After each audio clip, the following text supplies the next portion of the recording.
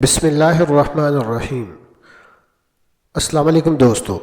حضرت حاجی وارث علی شاہ رحمۃ اللہ علیہ دیوا ضلع بارہ بنکی یو پی میں رہتے تھے اور وہاں کے رئیسوں میں ان کا شمار ہوتا تھا۔ آپ کے خاندان کے بزرگ نشاپور کے رہنے والے تھے۔ نشاپور سے سکونت ترک کر کے ہندوستان آئے۔ جب آپ رحمۃ اللہ علیہ کی عمر 5 سال ہوئی تو آپ کی تعلیم باقاعدہ شروع ہوئی۔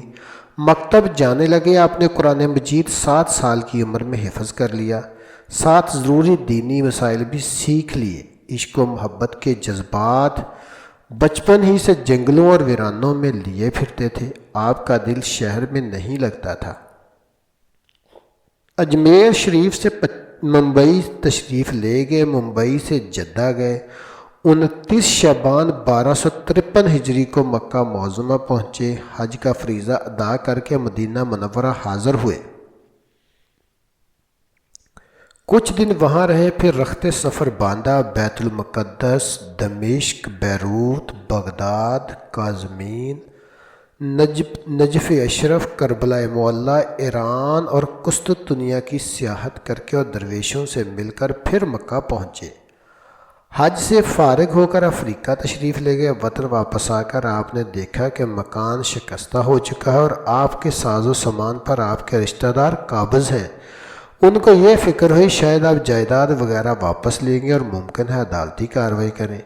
ان لوگوں کی بے اعتنائی اور بے رخی سے آپ کو تکلیف پہنچی۔ آپ نے وطن میں زیادہ قیام کرنا مناسب نہیں سمجھا۔ آپ نے شادی نہیں کی۔ آپ جائیداد، مکان، ساز و سامان وغیرہ سے بے نیاز تھے۔ ایک دفعہ آپ اپنے مرید کے ساتھ کسی جنگل میں جا رہے تھے۔ وہ جنگل جھاڑیوں، خاردار پودوں، پرندوں اور دیگر جانوروں سے اٹا ہوا تھا۔ حضرت وارث علی شاہ نے ایک قبیلہ دیکھا۔ اس قبیلے کے لوگ برہنہ تھے، مرد پورے برہنہ جبکہ عورتوں نے صرف ستر ڈانپا ہوا تھا، اور وہ لوگ پتھر اور کانٹوں پر ایسے رہتے تھے جیسے کہ وہ کسی قالین پر چل رہے ہوں۔ آپ نے ان کی طرف دیکھا تو ان کا سردار قریب آیا۔ حضرت وارث علی نے پھر ایک درخت کے نیچے جا کر کلہاڑی ماری تو اس میں سے ہلکے زرد رنگ کا مواد نکلنے لگا۔ آپ نے وہ مواد اپنے مرید کو پیش کیا۔ مریدوں نے پینے سے انکار کر دیا۔ یہ دیکھنا تھا کہ آپ اٹھے اور اٹھ کر انہوں نے کچھ وظائف پڑھے، پھر کلہاڑی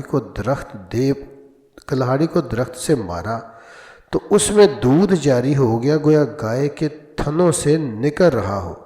تو مریدوں نے وہ پیا۔ ان کا کہنا تھا کہ وہ بہت میٹھا اور بالکل خوش ذائقہ تھا، بالکل اصل دودھ جیسا۔ یہ دیکھ کر اس قبیلہ کے لوگ آپ کے پاؤں پڑ گئے۔ آپ نے ان کو اٹھایا اور اپنے سینے سے لگایا، پھر ان کو کلمہ شہادت پڑھایا اور ان کو 3.5 ماہ وہاں رہ کر اسلامی تعلیمات دیں۔ کچھ عرصہ وہاں رہنے کے بعد وہاں سے روانہ ہوئے۔ آپ فرماتے ہیں جس عورت کا خاوند موجود ہو اور اس کے پاس رہتا ہو، اسے کھانے پینے ضروریات کی پرواہ نہیں ہوتی۔ خاوند خود بخود اس کا انتظام کرتا ہے۔ پھر جب اللہ تعالیٰ شرع سے زیادہ قریب ہے تو انسان اپنی روزی کے متعلق کیوں پریشان ہوتا ہے؟ ایک مرتبہ یہ ذکر ہو رہا تھا کہ حدیث شریف میں آیا کہ 73 فرقوں میں سے بہتر ناری یعنی دوزخی ہیں اور ایک ناجی۔ جب آپ سے اس فرقے کے متعلق پوچھا گیا تو آپ نے دریافت کیا کہ حسد کے کتنے عدد ہیں؟ حاضرین نے عرض کیا کہ حسد کے عدد 72 ہیں۔ یہ سن کر آپ نے فرمایا پس جو فرقہ حسد سے باہر ہے وہ ناجی ہے۔ رازیوں میں بغض صحابہ اور خارجیوں میں بغض رسول اہل بیت و اولیاء ہے، اس لیے یہ ناری ہیں۔ اہل سنت تمام کے غلام ہیں۔ جزاکم اللہ خیر۔